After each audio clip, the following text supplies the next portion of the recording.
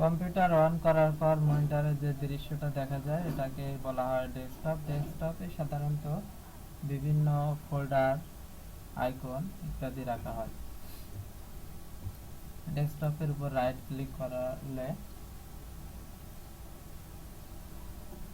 যে মেনুগুলো আছে তার ভিতরে ভিউ মেনুতে যদি আমি ক্লিক করি সেক্ষেত্রে large icon, medium icon, small icon, আমি ডেস্কটপের আইকনগুলোকে এখানে যদি লার্জ করতে চাই লার্জে ক্লিক করলে ডেস্কটপের আইকনগুলো লার্জ হবে।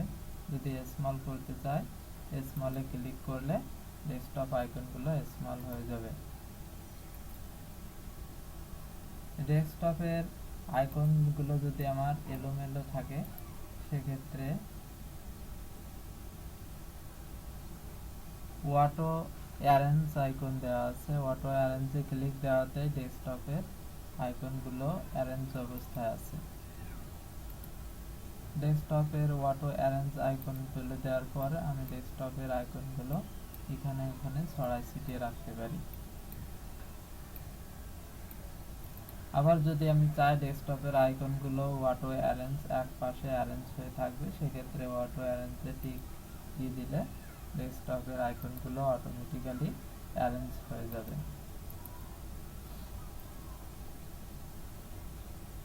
ভিউর ভিতরে শো ডেস্কটপ আইকনের টিক মার্কটা যদি তুলে দেওয়া হয় সেক্ষেত্রে ডেস্কটপে কোনো আইকন দেখা যাবে না। আবার যদি টিক মার্কটা দিয়ে দিই সেক্ষেত্রে আবার আইকনগুলো চলে আসবে। রিফ্রেশ, কম্পিউটার রিফ্রেশ করার জন্য রিফ্রেশ ক্লিক করলে রিফ্রেশ হবে, অথবা কিবোর্ড থেকে F2 প্রেস করে আমরা রিফ্রেশ করতে পারি। নিউ ফোল্ডার থেকে নতুন একটি ফোল্ডার তৈরি করতে পারি, যেরকম দেখি কম্পিউটার PUTER। যদি আমরা একটা ডকুমেন্ট তৈরি করতে চাই সেটা Microsoft database, bitmap, image, contact ও মাইক্রোসফট ওয়ার্ড ইত্যাদিও আর আইকন আমরা নিউ থেকে যে আইকন ফোল্ডার ডকুমেন্ট তৈরি করতে পারি, ডকুমেন্টের আইকন তৈরি করতে পারি। সেক্ষেত্রে নিউতে সেই ডকুমেন্টটা সিলেক্ট করতে হবে। আমি এখানে মাইক্রোসফট ওয়ার্ড সিলেক্ট করলাম।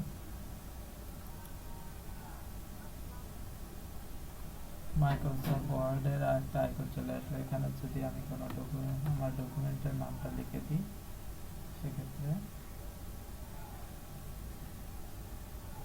WORD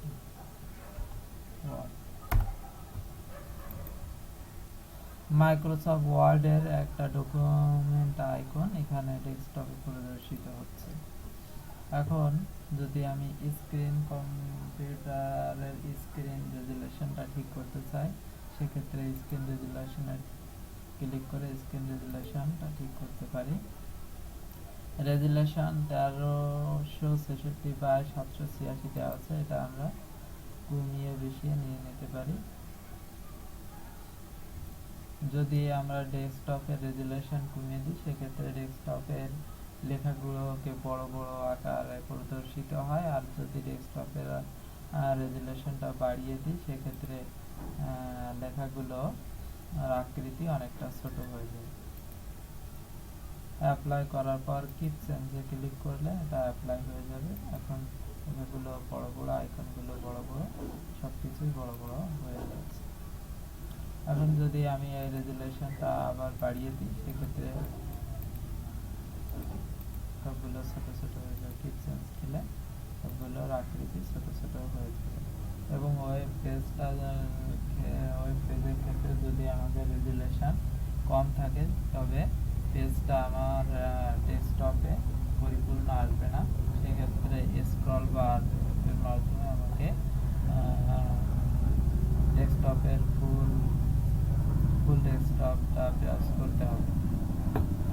তাই রেজুলেশন জিনিসটা খুবই একটা গুরুত্বপূর্ণ বিষয়। তারপরে হচ্ছে গ্যাটগেটে ক্লিক করে আমরা ডেস্কটপের উপর বিভিন্ন নিয়ে আসতে পারি, যেমন calendar, clock, CPU meter, CPU meter চলে এসেছে।